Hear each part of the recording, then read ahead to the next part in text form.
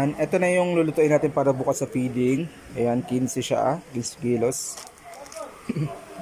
Ay, mga pansahog natin sa spaghetti, may keso, 1 kilo kalahati yan, 2 kilong hotdog, tapos 12 peraso na balot ng tasty, mga corned beef, asukal, ay mga sibuyas, mayonnaise, panlapang palaman natin sa ketchup, 1 galon.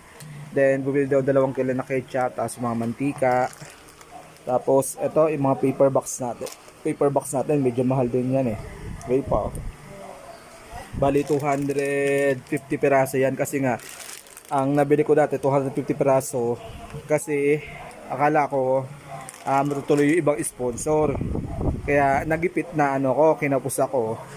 Nagawa ko naman ng paraan, dinagdag ko na lang yung panghanda ko sa birthday ko para maiano lang natin to. Tapos ito